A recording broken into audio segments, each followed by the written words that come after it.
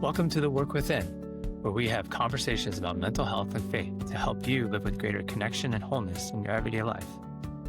The Work Within is a podcast of the Watershed Initiative, supporting the mental health needs of the local church. Thanks for listening.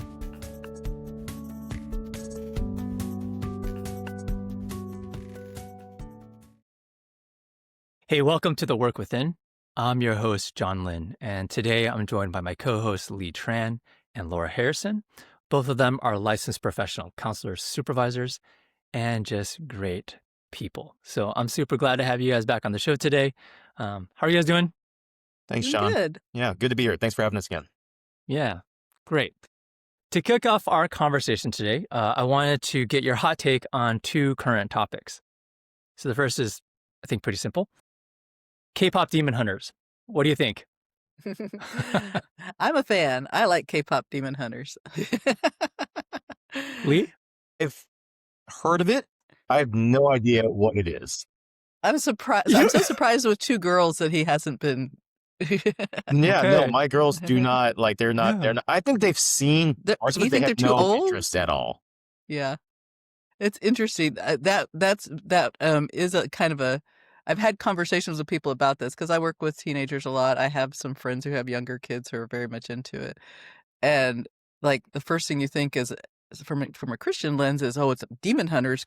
Is that okay to watch? It kind of falls into like the Harry Potter type of realm. Is it okay? I mean, I like the music. I think it's catchy. I think it has a good message. I think there are definitely some things in there that you could go on and have conversations with your kids about. But I think overall it's pretty harmless. And that's just really funny because that thought did not even cross my mind. What I was thinking is if one of you guys is like, I don't like it or I haven't seen it, people are going to be offended because in my circles, people love it so much. Like there are guys my age and friends that they're like, that is the song Golden. They're like all over it. So yeah, and that's been an interesting thing too. Guys in their 30s and young 40s love the music. It is resonating. This is like so fascinating to me. Like this tells you how disconnected I am from pop culture, guys.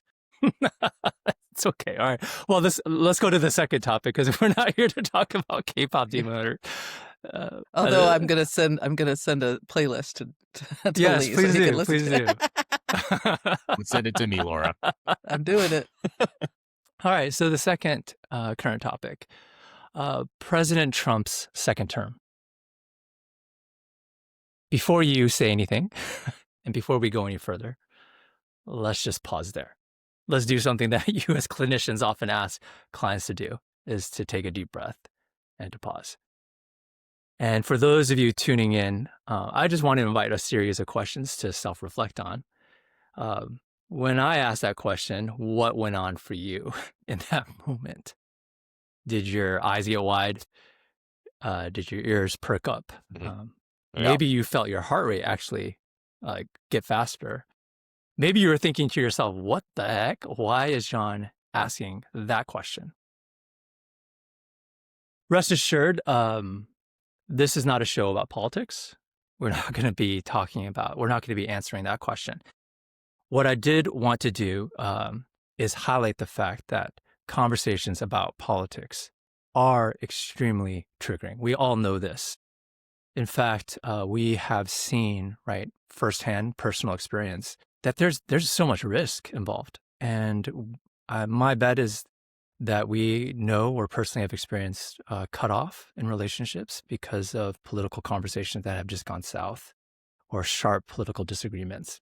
And so needless to say, talking about politics, it is like having a landmine, a backyard, or maybe even a kitchen full of landmines. So we're talking about something very, very weighty, very explosive, and it's affecting our daily lives. And so this show is about mental health. It's about faith. It's about the challenges we face in everyday life. And we wanted to tackle this subject because it affects us all. And our reactions to it, our experience of it has been, I think, very difficult across the board. So, in today's conversation, we're gonna frame it in two ways. The first is from the receiving end. So we want this to be very practical. What do you do when someone says something to you that you just find extremely offensive? And it triggers a response in you where you just want to get away. Like, how do you respond to that? And then we also want to tackle it from the transmitting end or the sending end. Like, what if you want to say something? You feel convicted about a viewpoint or an issue, and you want to say something to someone. At the same time, you know that your viewpoint may or may not be accepted. It may rub the person the wrong way. It may be taken the wrong way. It may cause a rift in your relationship. So what do you do there? Um, and so that's the framework that we'll use for our conversation. But before we jump into that, I did want to make two very quick invitations. The first is that if this podcast has helped you in any way, would you leave us a rating or review and subscribe to our podcast or our YouTube channel? That does help us a lot and get this content out to more people. And secondly, if you find yourself in a season where you are interested in working with a therapist, we would love to help you. We would love to support you in your journey towards greater connection with others, deeper wholeness in your own life. And so please reach out to us. New clients can receive 10% off their first 5 sessions just by mentioning the show. All right, so that is a resource for you. Okay, so let's get into it. Lee and Laura, just to tee us off, what would you want to say to someone listening or watching who is either jaded? I would say that's probably where I'm at. I'm like, I feel jaded by all this, or sickened by the political landscape that we find ourselves in. And maybe there's a sliver of curiosity, of wanting to, or wondering, is there a better way? And wondering, like, is there a possible way to engage in political conversations that is actually constructive and healthy? Yeah. Is there anything you'd want to say just to tee us off? Well, I'll go first and saying, John, when you and I were just brainstorming about whether or not we would have a podcast on this topic, it was a little bit with some intrepidation because I don't think we have a very clear path that we can see in terms of how we navigate these conversations. I myself have lost a number of friends, even strained family member relationships because of this issue. And I'm not the only one. I know as a therapist, this is something a lot of my clients talk about. Like, I have clients that come in specifically because of strain in their relationships and their families because of political divides. So I know it is ailing a lot of people out there. And so I think, I guess the first thing I would say to someone listening is that you're not alone. This is a what seems to be an epidemic across our culture right now, and it is the reason why what prompted me to be curious about having a conversation around this, because I feel like we need to just have the conversation. We need to start talking about it because it is affecting so many people. Yeah, I agree. I think it is an epidemic, and I think it's been interesting about.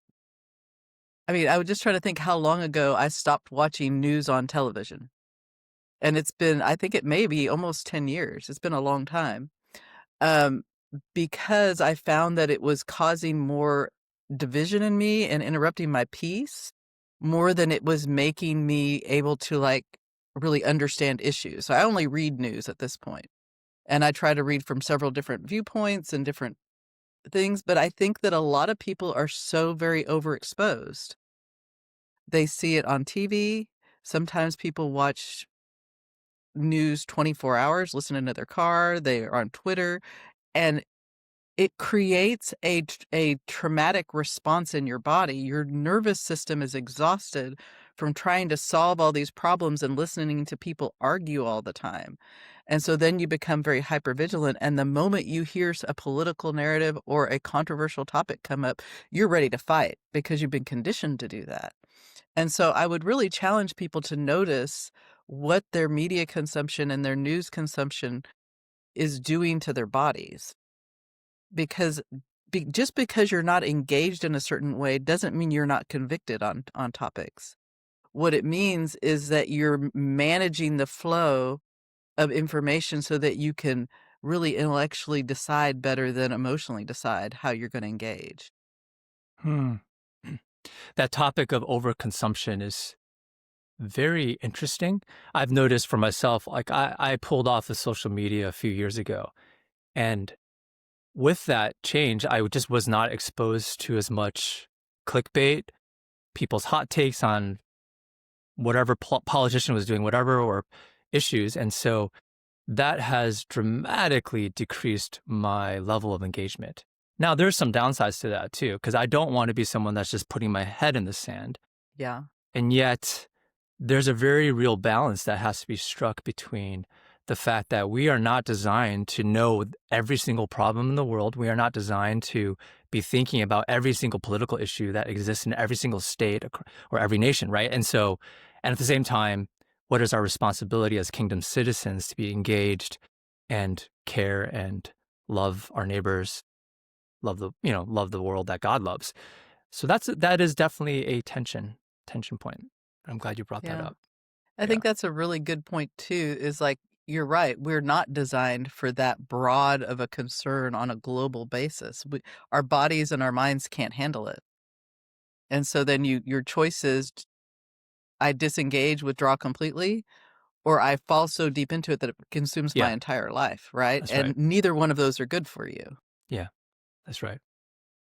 And so I think just very practically speaking, for us to challenge those who are tuning in to at the very least, be aware of your media consumption. Like, do you know how many minutes or hours per day you are consuming media about the news and current events? And if you don't know, get curious and find out. Yeah. And then assess, is that in line with how you want to be investing your time and resources and your mental Yeah. capacity? And I'd be curious too, is like, when you turn that news off or when you disengage from that media source, how do you feel? Or if someone challenges the viewpoint of your primary media source, how do you feel, right? Because if you feel like you have to die on the hill of defending whatever it is, I'd put a question mark by that, Yeah. right? And say, is that really the thing that I really need to die on the hill for? And how is that affecting the way I feel about myself, the way I feel about people that I probably really care deeply for? Yeah. You guys both, as clinicians, do a lot of work helping people mediate conflict, helping people work through conflict, whether that's in marriage, family of origin, relationships. Are political disagreements and conflict, is there anything unique about that compared to other forms of conflict that you guys deal with? So yeah, a large chunk of my work is in working with families, couples. I would say that it bears a lot of similarities to how parents get into conflicts over how they're going to parent their kids. Hmm. And Say the more reason why I about that. say that is because, like, if it's just two people talking about a conflict between them, it's usually of a personal nature. It's like, what you did hurt my feelings and like things like that. When you start getting into parenting conflicts, it becomes higher stakes because the thought is, I have to advocate because if not, then my child gets harmed in some way or something happens to my kid. And so you have two people who are arguing over the benefit of a third party. And so I find that for political discussions, it bears similarity because I think people start arguing thinking if I don't say something, if I don't do something, other people get harmed by this or there's some type of injustice I must protect people from. Hot topic issues being, cultural issues being abortion and same-sex marriage. Like those are the ones that will typically activate and say, okay, I have to speak up because otherwise bad things happen. And so that probably is where I would see similarity in terms of the way the conflicts go. Hmm. And I think a lot of times when it comes to protecting children, like that even gets more elevated. Um, but the other part of that I think too is like political identity can really get blended with your core identity and feel like this is who I am and you're threatening who I am, not necessarily just having a disagreement over an idea. Right. And so it can become a real relational threat because how can I be in relationship with you if you can't value and understand who I am? And again, I think that really understanding, like, is that idea or concept, or is that really who you are? Is it something that you how deeply do you need to be tied to it, right? And why are you tied to it? A lot of times when we get in those situations, I know over time I wouldn't necessarily say my political views, but the way that I look at politics has changed significantly over time, and it has put me out of alignment with some people that I'm very close to. However, the challenge is like, I can still be friends with these people, and we can still have conversation about it, but you have to be careful not to lean on the side of curiosity and not on the side of rightness or wrongness, right? Help me understand why you feel that way, and are our core values still aligned? Because you can have a different political viewpoint and still be aligned on core values. Let me add something to this as well. Thank you for sharing that, Laura, because it kind of tuned me into this part, this dynamic I've observed as well. And this may be part of my hot take as well. But I feel like the reasons why the conversations have gone the way they have is because the arena of politics is now more recently feeling as important as one's maybe theological framework. And even sometimes what we're observing is that people's political ideology is actually more important sometimes than the theological ideology. And so if we use a framework in which it becomes that important, becomes that valuable, then handling differences among people that are supposed to be the same identity, like you mentioned that, Laura, are we the same, right? If Mhm. using a theological framework, if I call myself a Christian, and John, you call yourself a Christian, but we have different ideology on what that means and theology, then it becomes am I off or are you off? And now we have a concern over the identity of who we are as a people, right? And so you extrapolate that to political conversations too, and now we have a bit of a tension, a conflict around who gets to define like what we are, and if we are not the same, then we see relationships fracture. Think about the tension that a parent has in talking with their adult kid if they don't believe in Jesus any longer. There's an internal tension that comes with that really forces the issue of how am I going to handle this difference, and does the relationship break because of that? Hmm. And so what I hear both of you are saying is that, so yes, to answer the question, is political triggers and conversations different? Or what makes them more dicey than your run-of-the-mill conflict? And I think what I'm hearing you both say is that politics, whether it should or shouldn't, often touches upon some core identity pieces. And Mhm. so when you disagree with me, it's not just that there's some it's not just, oh, we're disagreeing about ice cream. You're disagreeing about something I fundamentally hold true or valuable. And so then it Yeah. threatens me or threatens this thing, my idea of what is right or justice or whatever might look like. So the stakes become much higher. Um, so I guess that must inform then how, if two people are coming into a conversation and we can at least recognize that for this person, for this other person that I'm engaging with, it is as equally important to them as it is to me. And so how does empathy, how does compassion look like in that situation? So I know we can talk at a very high level about this. One of the things that we're trying to do, and I don't know what the outcome of our conversation will be, just that we want it to be something that our listeners can try to immediately apply if possible. And so we're going to frame it in two ways. One, when you are on the receiving end of a conversation and someone says something to you about a topic, a political view, a current issue that you just find so offensive, it's triggering a response in you where you just want to either lash out or get out of that conversation. What do you do? What do you do? And then we'll look at it from the transmitting. Like, what do you do when you feel like you want to say something? You want to Yeah. say something to someone, but you know that it's going to be a hot topic, so you want to tread carefully.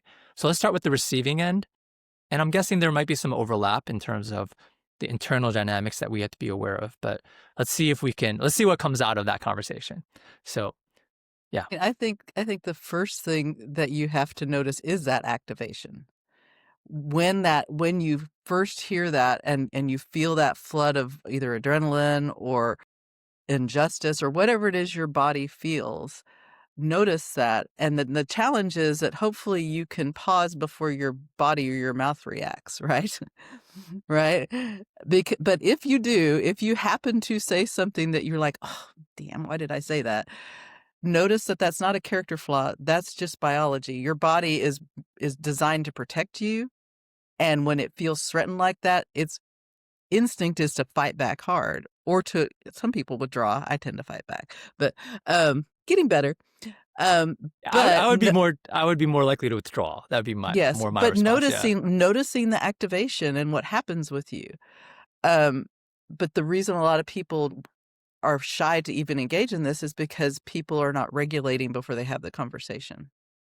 So notice that and work on creating that pause to allow your mind to come back online. And then I would say you really have to ask yourself a question. I would encourage you, like, if you're extremely activated, go to the bathroom, get out of the space for a minute and really evaluate and say, what is my hoped for outcome here? Should I try to preserve the relationship? Do I need to set a boundary? Do I need to just be silent? Do I need to maybe leave this space for a minute? And what would the escalation, if I do choose to engage, what am I trying to protect? And how much is it going to cost me to protect that? And really be curious with yourself before you try to engage in a conversation with that. Lee, what would you say? Yeah, I like the angle of just talking about this from like observing your response. And kind of going back to your original hot take question, John, when you asked us, what about Trump's second term? I could feel myself like get somewhat activated. I'm like, because there's all kinds of thoughts and feelings I have, right? But being aware of that to cause you to say, okay, let's pause for a minute and let's think about what this means. I think that's a critical skill set in general. Whenever you're talking about having contentious conversations, conflict, you have to be aware of how your initial response is to be able to regulate it, to expand what I call the window, the window of conflict in which you can engage. If you cannot regulate that, then that window is short and you have no opportunity to really connect or understand, be understood. So that's the first thing. So I would agree with Laura wholeheartedly on just being more attuned to how you're responding and getting better at that. Now, if we say it this way, one of the things I also will frame that this is like a muscle. And like any muscle, it needs to be exercised. And for some people, it just doesn't get exercised because it may be like, if I do engage it, it's like I'm going in full force or I'm shutting down withdrawal. Either way, that muscle is not being activated, right? That muscle is not there enough to be able to regulate. And so the only way you really build that is through exposure by practice. And this is probably the difficulty and the reason why we're having this conversation is because we probably have a lot of people that are engaging these conversations without that muscle. And we learn this is not safe. This is not constructive. And so we never get the opportunity to develop that muscle in a healthy way. And so this is the conundrum, I think, I would say that a lot of us face is that, yeah, it would be great to learn that, but how do I do that in a constructive way? So to your original question though, John, about like what practical thing could we do? I'm going to pull the veil back a little bit and give people, our listeners, a sneak peek into what actually happens for therapists in the room. Because this is something that like both Laura and I, like when we supervise therapists, every new therapist comes into this field. Especially like when I get therapists who come from seminary, I came from seminary myself. And so I will say it myself, came in with very, very defined ideology. And there's an initial tension that, say, for example, as a new therapist, you go into a session with someone who has very different ideology from you. Say maybe, for example, they're in a same-sex relationship or they're contemplating getting an abortion, right? There's all these things that are going on in that room. And the therapist has to decide, is my objective going to be trying to change their mind or influence their thinking? Or is it going to be the relationship? And for a lot of new therapists, it's going to be, I need to figure out how to change them because it's my response. I have this opportunity to speak with them. And if I don't influence their decision, then I'm somehow culpable. I'm somehow responsible. It's the guilt or the responsibility that the therapist feels in that room. And a lot of times when I talk with new therapists, the conversation is we have to expand this muscle. For you to be effective in the room, you have to be able to know what it means to sit in the discomfort of knowing that someone you're sitting across from thinks something very different than you. And there's a fear that they could walk out the room still thinking that, right? And do you let that opportunity pass by? My recommendation for a lot of young therapists in this space is that your objective is the relationship, because if you do not have the relationship, you have no influence going forward. And so therapeutically, you have to be able to know how to exercise that muscle, say we can have differences. And I'll say this, let me be very clear. I've been doing this for 20 years now. I don't think I've changed in my ideology or my theology on what I believe. Okay. But what I have done is I've increased my ability to sit across from someone who thinks very different from me. Right. And to not feel like I have to defend that or change people's minds.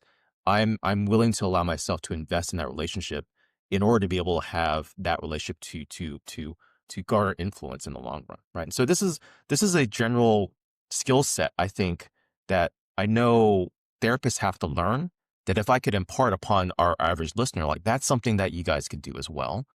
If you're aware that the relationship is actually more important than a specific outcome. Okay. So that's what I'll say about that. I know it's a lot there, but let's unpack it.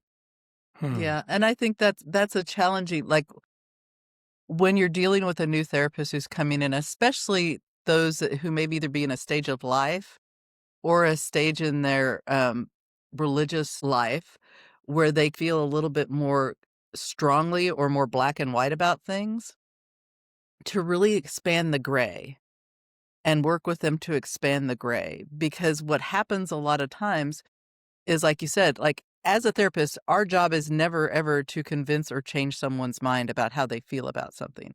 Our job is to help them to get to know themselves better, help them to understand why they're making the decisions that they're making, help them understand how their past influences may have been kind of maybe skewed, and say, like, is this really what you still believe based on where you are now? Or is this a belief that you established when you were like 5 or 6 years old? And maybe we need to challenge that a little bit. And so our job is never to change their mind or convince them to believe like we believe or any other ideology believes, but it is to help them to get to know themselves better so that they can make decisions based out of themselves and whatever relationship they have with a higher power, if they do or don't. Right? But when you find yourself in that place of tension, what I always encourage my new therapists to do is like lean toward curiosity, lean toward understanding why they believe what they believe. And I think if we can take that posture with these conversations if you can come into those conversations where, somebody asks you, what do you think about Trump's second term? And you're kind of thrown back on your heels because there's a lot of things you could say. And it may ask you, what do you think about Biden's last term, right? And you may get thrown back on the same heels. However, if you can approach it with, well, help me understand what's important to you about that. Find some curiosity questions. What would be important for you to know from me about how I feel about that? Might even be a good question. And just really leaning into, like, how do I lead with curiosity rather than leading with, well, I see most of these conversations turn into debates where I'm trying to convince you that my position is right and you're trying to convince me that your position is right, rather than help me understand the values that you have that make you feel that way. And that's a deeper conversation, because we can argue all day about who should have invaded who, or was this the right thing to do, or which one of these people have war crimes and which ones don't. We can argue about that all day long.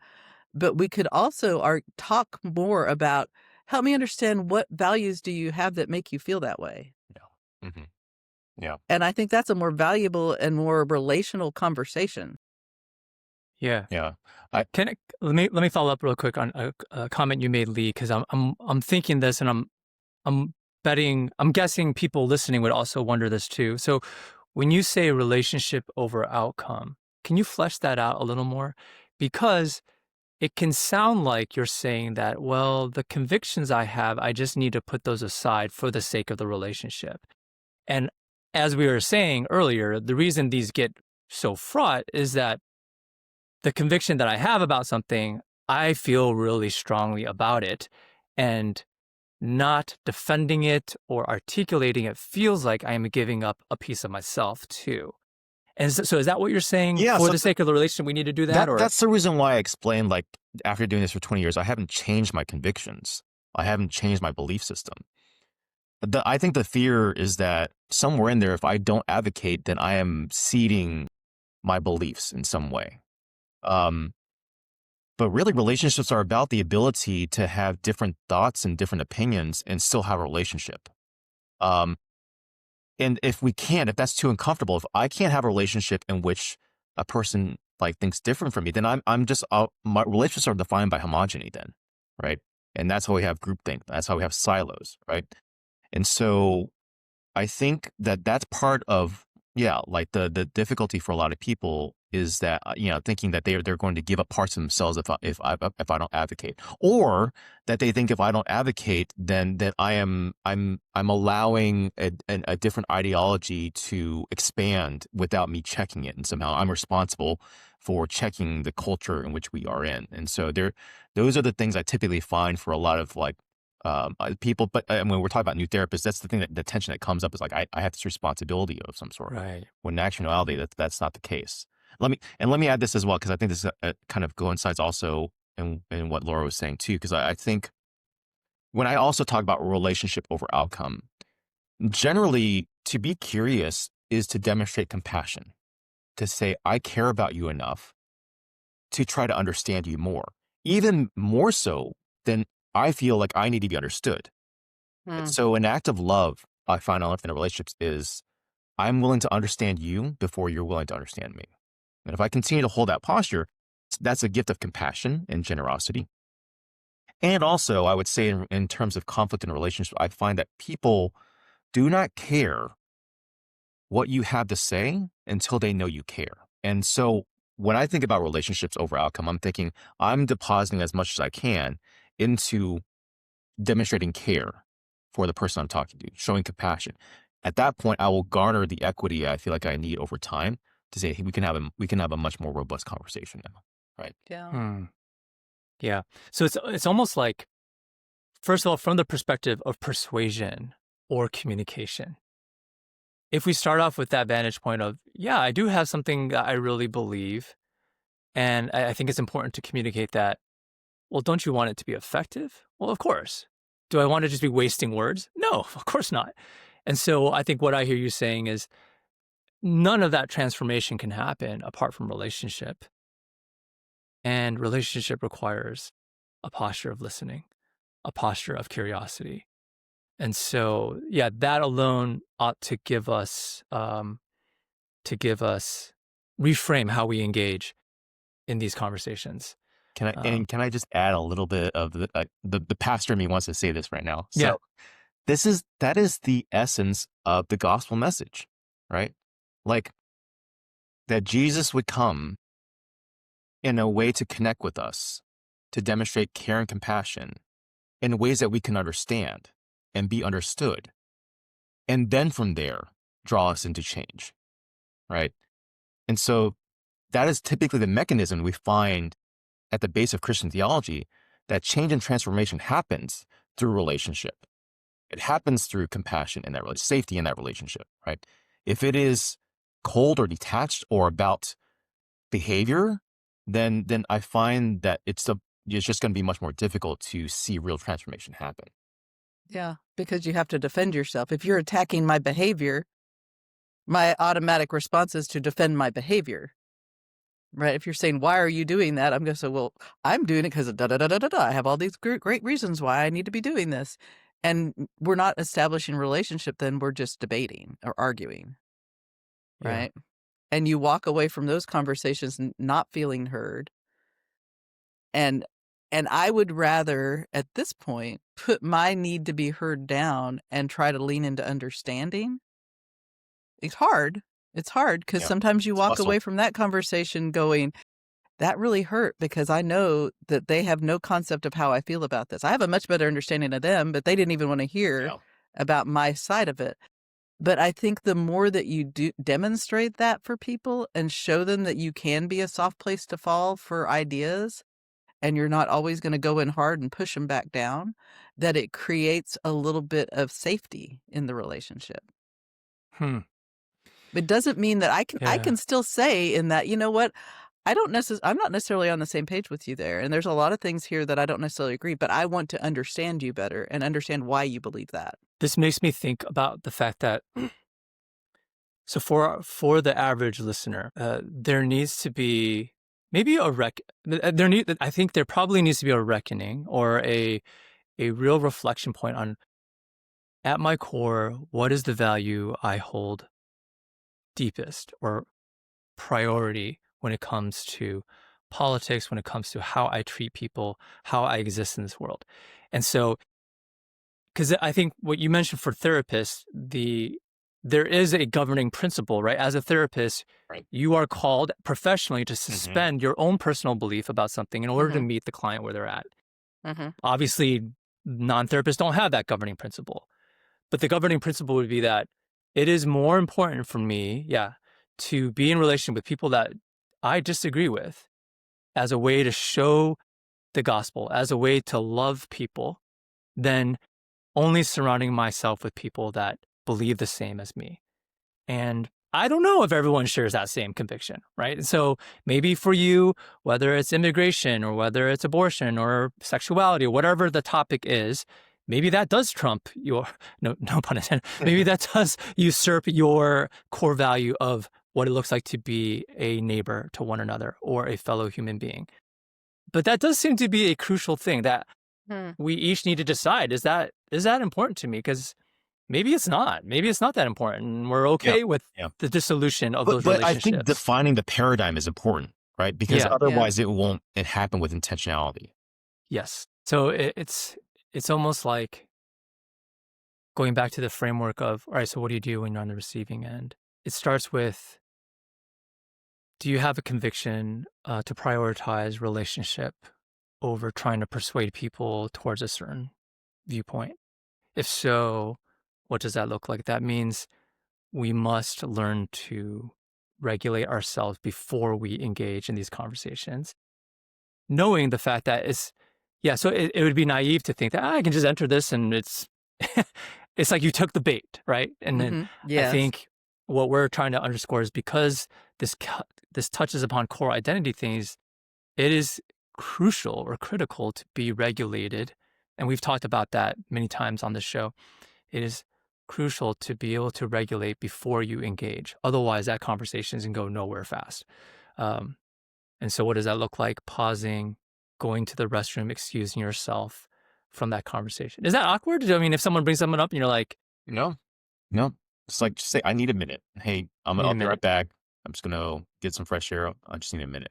And it may be like, okay, but that's a far better outcome than engaging. Yeah. I mean, I think when you think about, like, do I need to take a break or can I engage?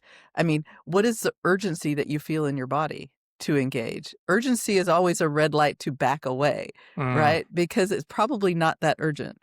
If you're thinking about how can I prove them wrong, or how can I shame them, or how can I win this argument? Then those are also real red lights. It's like, pause. or like, You need a pause. or like they have to hear this. If they don't understand this, then you know what? It's usually not that urgent, and a lot of times you may not be the person. And I think that's another key thing to think about as well. I mean, you may not be the person that's going to change their needle in any way. And if you don't have basis of relationship, you're probably not the person that's going to change their needle in any way. It's if you look at, like, how many times has someone entered into a Facebook argument and convinced this random person that they've never met that they're right? Never. That never happens. It just goes back and forth and back and forth. It's so tempting though, Laura. Everyone thinks maybe this time it'll be different. Right. Yeah. If you ever do it, send it in. I want to see it. I want to see where you change someone's opinion. But because the internet has no established relationship, you're talking to nobody. And sometimes you're talking literally to nobody. You're talking to a robot. So And so don't waste your energy on it. It's not worth it. Yeah. But if you can lead, if you can lead from a position of being calm and grounded and able to tolerate the fact that you may never convince this person to see differently, but you want to understand, like, do our values align? Do we both want the same things in general in life? and not be so attached to the outcome. And so it's like someone says something, I find myself triggered. I say, hey, you know what? Just give me a minute. I want to engage in this conversation, but I need a minute. And that seems really healthy. Like I need to take a breath. I need a cup of water. I need to pause before we engage. And then to see if you can get into a place of curiosity, right? Like, I mean, just to even self-reflect, like, am I willing to get curious about why that person said what they said? Or am I just pissed off and want to lash out? And if that's the case, it's a no-go, right? Like, hey, you know what? I'm realizing I'm probably not the right person to talk about this right now. But if you find yourself able to regulate and like, I am actually, because I have this value of the relationship. And like you said, Lee, I like that. Say, I'm willing to understand you before you understand me. If you can get to that place, then proceed with, I think what I heard you as the curiosity questions. Hey, you know what? I don't necessarily agree with what you just said, but I want to understand where you're coming from. Help me understand why that's important to you. Help me understand the values that, that inform why you believe that. Man, I mean, that just seems like 100% more mature and healthy if we had conversations like that. That also seems really hard to me. It is really hard. Yeah. And I always like to say, like, nobody on this screen or nobody in this podcast does this perfectly. We've all messed it up. We've all stepped in it before. Yeah. But if you can, like, instead of thinking, should I speak or should I defend or should I bring up my conviction, if you can switch that more to like, from where am I speaking from? What is my hoped for outcome here? Is my hope for outcome to convince them to think differently? If it is, I would argue that it's not worth it. Yeah. It's not worth it. Yeah. I don't know that you can, without significant basis of relationship, that I don't know that you can change someone's deeply held conviction. Right. And even with that, there Yeah. may be so much attached to that for them, so much pain, so much loss, that you may never change that conviction for them. But can you still love them? Yeah. And can you allow that tension to exist in the relationship without always poking at it? I don't know if this is where you're going, John, but I think when you were kind of focusing on the receiving end, can we speak a little bit too on the delivery end? Like, what are the things we need to do to be able to kind of go through the gates, if you will, to articulate and share and seek being understood? Let's do that. Yeah. Okay. Because I think about as well on that side of it. Similarly, I feel like if we can clear a few gates, that helps to stabilize the way we talk about it.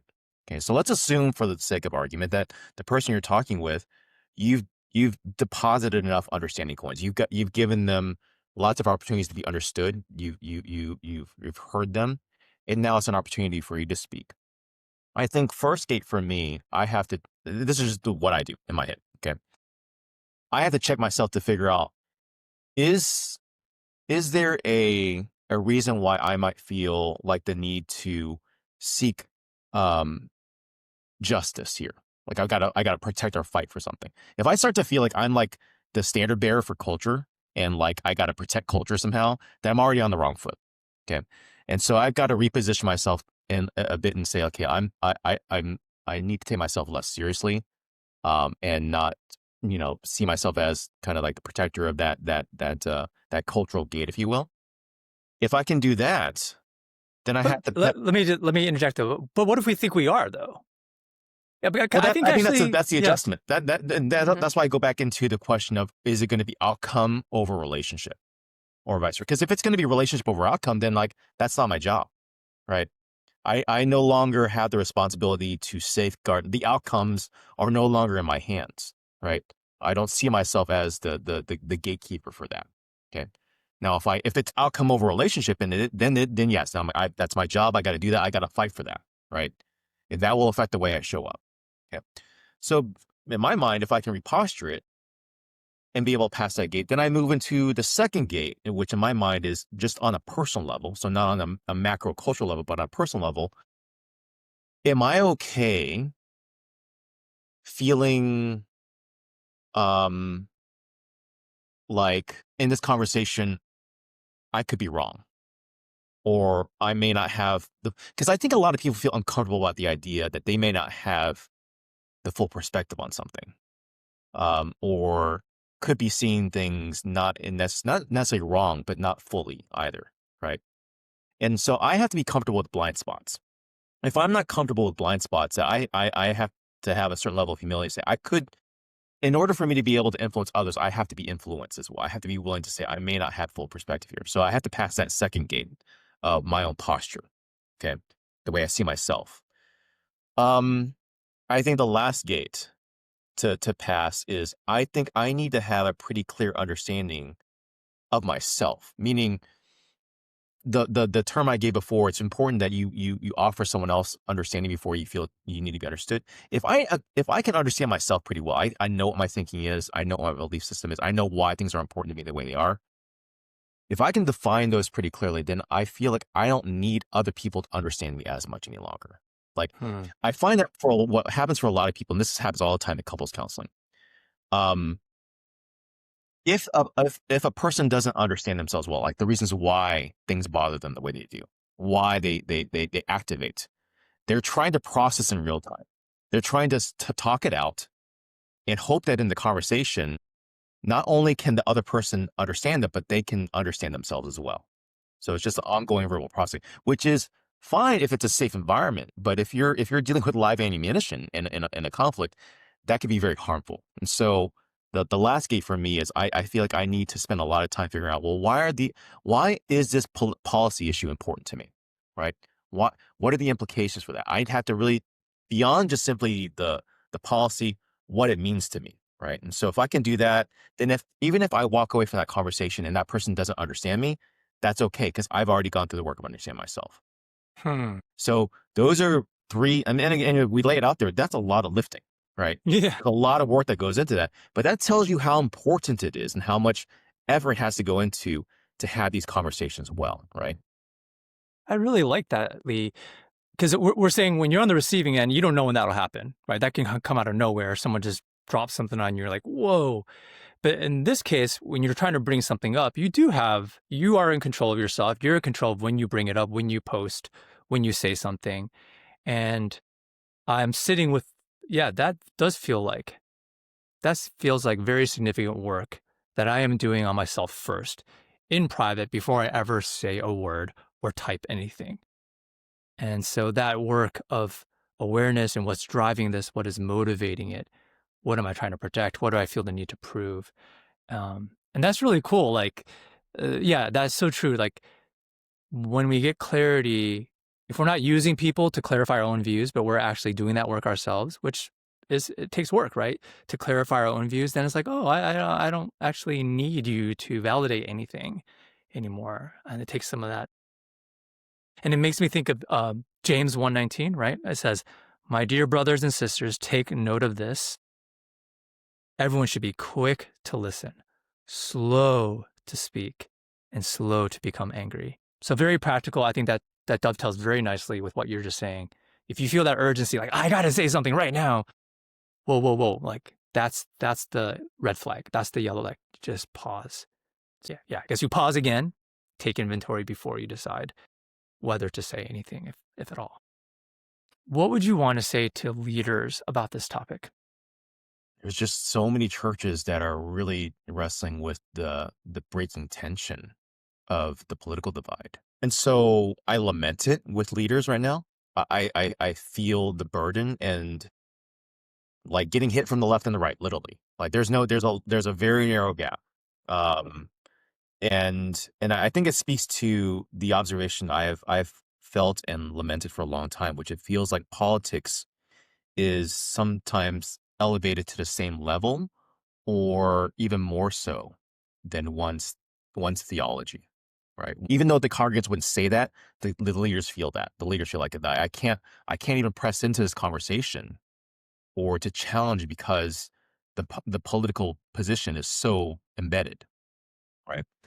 And so observing that tension and lamenting it, I think what I would say is it feels very much like how a parent is talking to a teen, right? When when there's a difference of ideology, that a parent has to create a lot of space, and afford a lot of room to listen and to hear, and just know that a teen is sometimes going to say very mean and hurtful and maybe very short-sighted things, right?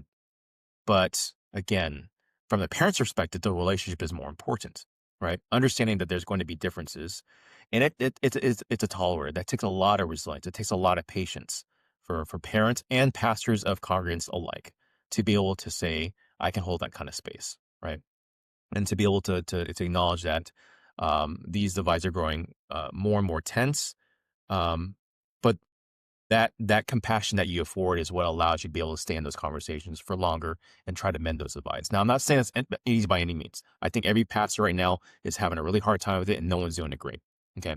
Mm-hmm. But I do think it has to start there. It has to start with the ability to say that relationship is more important than, say, changing the ideology at that point, right? Because that gives you the mechanism to be able to have influence later on. And I have seen some success with that. Yeah, I don't envy them that position at all because it's so very difficult. I mean, what you want them to be able to say is like, "Hey, we don't all agree, but we can be committed to each other."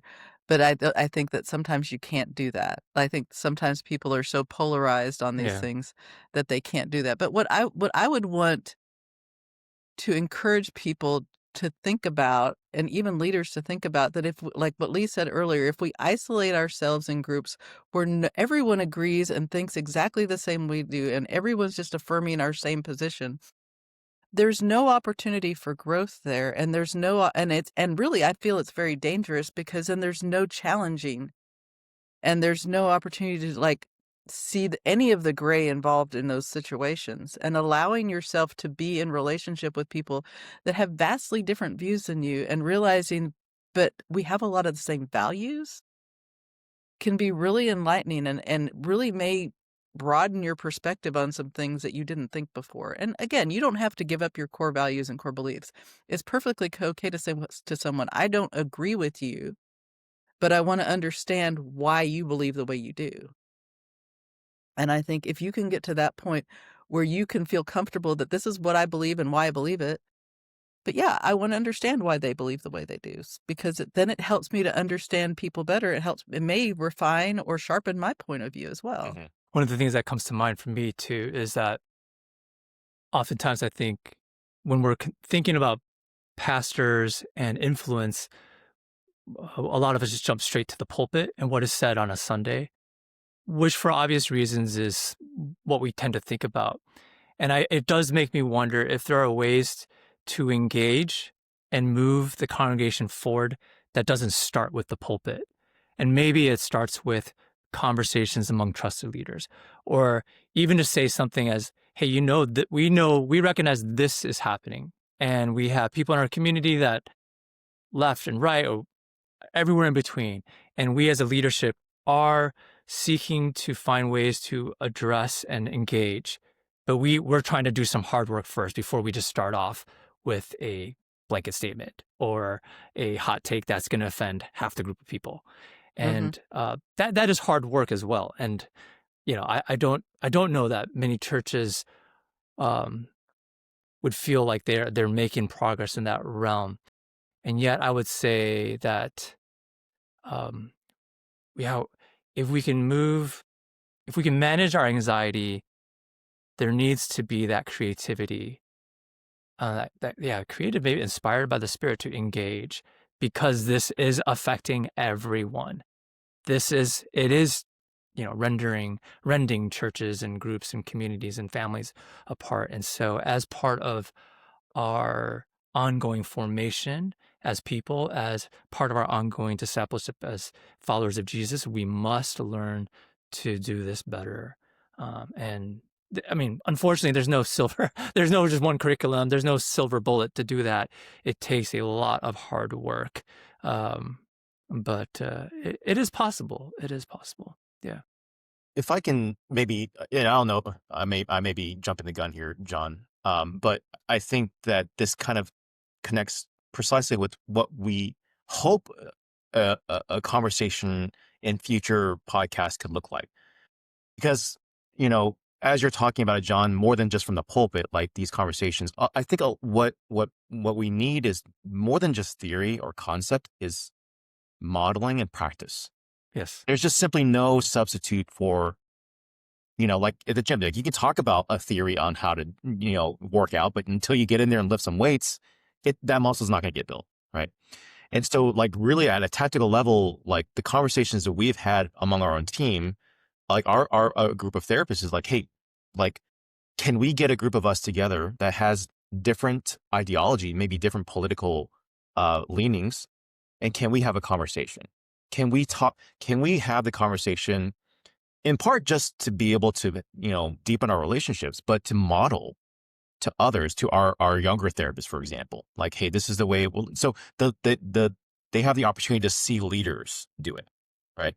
And so I would challenge that if there are leaders listening to this podcast, that may be part of what can be done, is that if you're doing this yourself with your own community and you're daring enough and vulnerable enough and maybe risky enough to do that and modeling it for others, and that would be a way to tactically lead people into these conversations, right? More than just simply teaching it from the pulpit, showing it, like actually doing it, going through the discomfort and the risk of it, right?